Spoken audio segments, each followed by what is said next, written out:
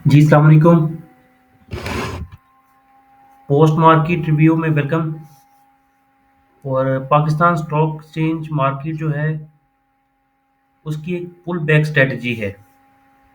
मकसद मार्केट एक 5% की जो रेंज है ना, उसी में मूव कर रही है। नीचे जाती है मार्केट तो वहाँ पे एक बाइंग अपॉर्चुनिटी आ जाती है।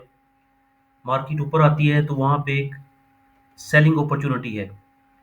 तो पुल बैक स्ट्रैटेजी जो है, वो ट्रेडर्स जो है, वो काफ़ी एंजॉय कर रहे होंगे। और लास्ट मंथ भी आपको पता है जो स्टॉक मार्केट है वो अपने जहाँ से साल का आगाज़ हुआ था उसी के करीब बंद हुई थी। और ये भी जो मंथ क्लोज़ हो रहा है, ये भी तकरीबन मार्केट चाह रही है कि इसी around about year to date change जो है, जनवरी जहाँ 1 जनवरी से जहाँ से हम स्टार्ट हुए थे, उसी के राउंड अबाउट मार्केट अपने आप को कंसोलिडेट कर रही है। तो लेट्स सी मार्केट कैसी रहती है। तो आज की मार्केट कैसी रही हम डिस्कस करते हैं। 197 पॉइंट्स का इजाफा था मार्केट में। एंड जो स्टॉक्स थे उसमें कैपको 1 रुपये 67 पैसे का इजाफा है, इसका भी रिजल्ट आना था। एंड देन सीमेंट स्टॉक्स जो थे, फौजी सीमेंट का रिजल्ट आया है। मैपल लीफ सीमेंट 2 रुपये प्लस बंद हो रहा है। एंड डीजी खान सीमेंट भी तकरीबन 92 पैसा ऊपर बंद हो रहा है, 121 रुपये के ऊपर। And maple leaf cement 51.13। तो ये जो दोनों स्टॉक्स हैं, ये तकरीबन अपने ब्रेकआउट के करीब हैं। मैपल लीफ भी 52 वीक्स पे हाई के ऊपर है, और डीजी खान सीमेंट भी है। ये दोनों जो ट्रेड्स हैं, ये मार्केट के एक अगेंस्ट द ओड्स ट्रेड कर रहे हैं। बाकी अगर आप देखेंगे, बाकी स्टॉक जो हैं उनमें काफ़ी करेक्शन है। पीएसओ 100 रुपये नीचे ट्रेड हो रहा है।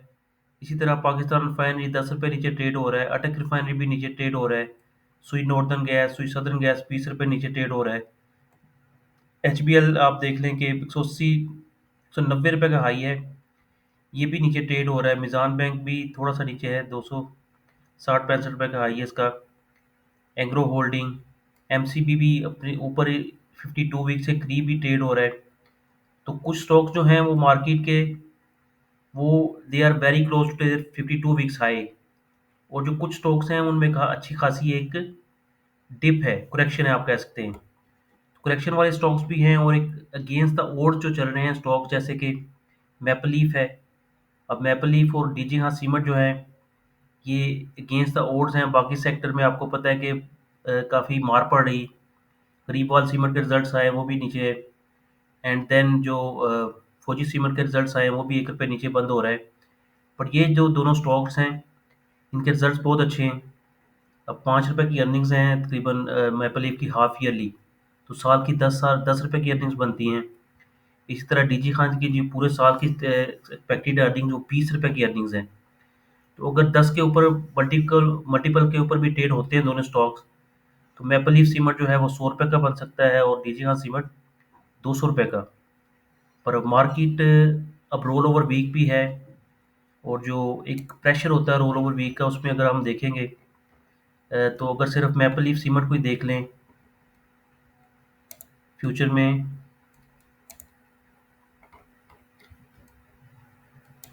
फ्यूचर की बात कर लेते हैं। एक तो जो उसके रेगुलर मार्केट में स्टॉक्स ट्रेड हो रहे हैं, 2.5 करोड़ शेयर यहाँ पे ट्रेड हो गए हैं।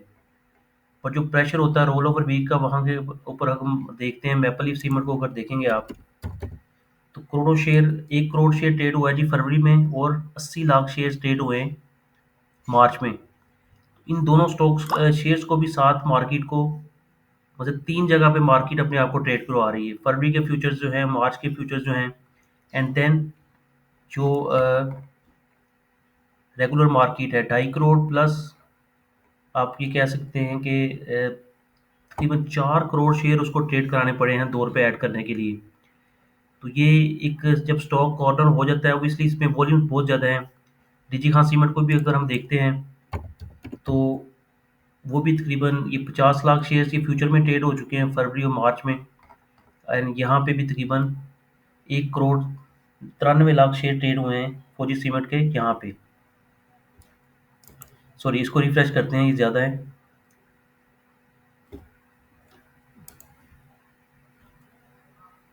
जी हाँ सीमेंट मैपल लीफ का ये 3 करोड़ 37 लाख हैं जी।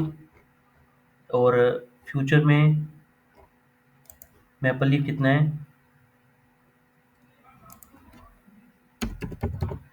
फ्यूचर में है तकरीबन 1 करोड़ 80 लाख। 3 करोड़ 37 लाख यहाँ है। इट मीन्स कि ये 5 करोड़ शेयर उसको ट्रेड कराने पड़े हैं। दो फ्यूचर्स ट्रेड हो रहे हैं प्लस जो रेगुलर मार्केट है। तो ये जो स्टॉक की परफॉर्मेंस है वो काफ़ी एक बड़ा एक आप कह लें जो कैश फ्लोज है बैक एंड पे माइट, कैश फ्लोज की जो माइट है वही मार्केट को इट्स नॉट दैट इजी के ये 50 लाख ही शेयर हैं और तकरीबन 1 करोड़ शेयर ट्रेड हुए हैं उसके रेगुलर में। तो इसके अलावा हम कुछ बात करते हैं रिजल्ट्स जो आए हैं वो कैसे रहे हैं स्टॉक्स के। सबसे पहले हम बात करते हैं फौजी सीमेंट के रिजल्ट जो थे वो काफ़ी बेहतर थे। कंपनी की जो डिस्पैचेज हैं उसमें 9% का इजाफा है। एंड जो company earn net revenue 47 billion rupees की नेट रेवेन्यू है कंपेयर टू 40 बिलियन। तो ये भी high dispatches and stable prices की वजह से दिस इंक्रीज। ग्रोस प्रॉफिट जो है 35% रही as compared to 32%। The profit after tax था 7.27 billion and compare to 5.27 billion, 2 अरब रुपये ज़्यादा कमाया है half yearly. And 38% that increase is 38%। अगर आप टॉप लाइन की बात करते हैं तो टॉप लाइन जैसे हमने आपको बताया 40 बिलियन से 47 बिलियन है, क्वार्टरली 20 बिलियन से 24 बिलियन है। एंड ऑपरेटिंग प्रॉफिट 10 बिलियन से क्वार्टरली 14 बिलियन। और सॉरी हाफ ईयरली है 10 बिलियन से 14 बिलियन एंड क्वार्टरली है 5 बिलियन से 7.5 बिलियन। तो इसी तरह अर्निंग्स की बात करके करेंगे हम 2.96 3 रुपये की अर्निंग है पूरे साल की। तो शेयर देखने कितना क्लोज ट्रेड हो रहा है मैपल लीफ के, और मैपल लीफ की अर्निंग तकरीबन 10 रुपये की बनती है, इसकी बनेगी 6 रुपये। तो 6 रुपये बनेगी तो 10 के मल्टीपल के ऊपर ये भी अगर 60 रुपये के ऊपर ट्रेड होता है फौजी सीमेंट, और मैपल लीफ की 10 रुपये की अर्निंग है वो 100 रुपये के ऊपर ट्रेड हो सकता है, और टीजी खान सीमेंट जो है वो 200 रुपये के ऊपर ट्रेड हो सकता है।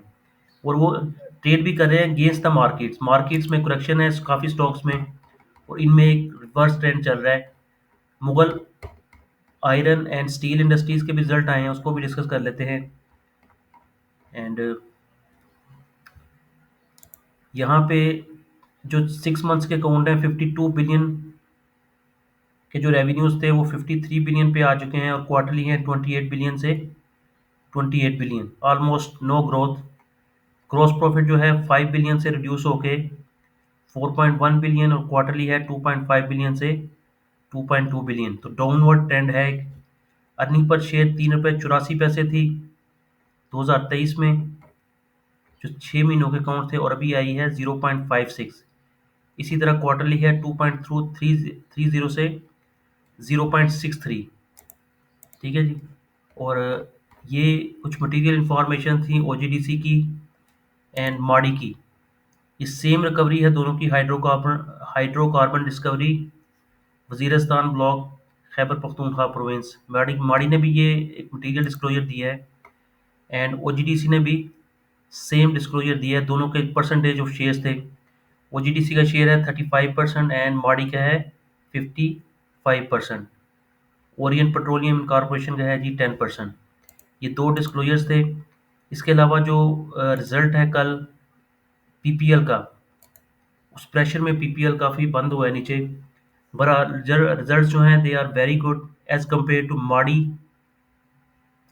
माडी की बात करेंगे कि क्योंकि जो पाकिस्तान ऑयल फील्ड्स है उसके भी रिजल्ट्स ज़बरदस्त रिजल्ट्स हैं, उसको भी कोई फ़र्क नहीं पड़ा। जो माडी के रिजल्ट्स हैं वहाँ पे इनमें ग्रोथ तो कम आ रही है, मतलब उन दोनों में ग्रोथ कम आई है, पर यहाँ पे जो पीपीएल है इसकी भी तकरीबन 20 रुपये की अर्निंग्स आ सकती है। और जो ओजीडीसीएल है उसकी अर्निंग एक्सपेक्टेशंस मेरा ख्याल है कि क्लोज टू जितनी माड़ी की है 6 महीनों की अर्निंग्स, उतनी अर्निंग्स के 25 रुपये अर्निंग उसकी है।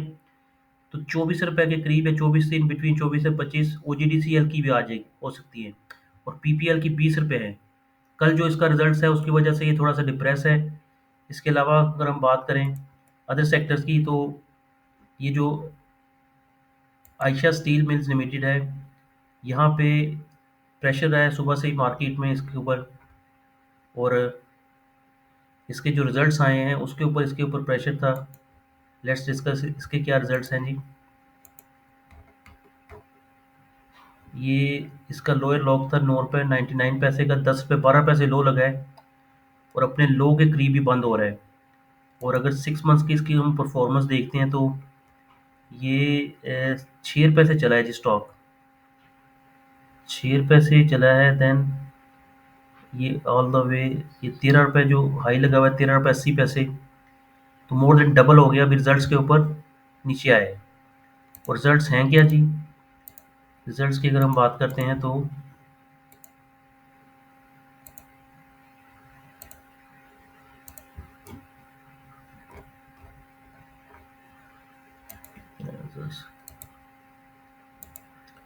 आयशा स्टील मिल्स लिमिटेड के रिजल्ट्स की बात कर रहे हैं, एंड इसके रिजल्ट हैं जी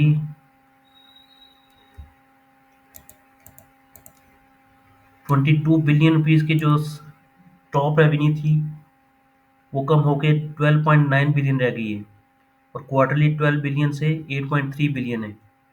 काफ़ी ड्रास्टिकली कमी है टॉप लाइन में। और इसी तरह जो अर्निंग्स थी, 8 पैसे की अर्निंग्स थी वो माइनस हो गई हैं 1 रुपये 88 पैसे पूरे 6 महीनों की, और 7 पैसे की अर्निंग्स थी क्वार्टरली पिछले, वो कम होके हो गई हैं 0.95।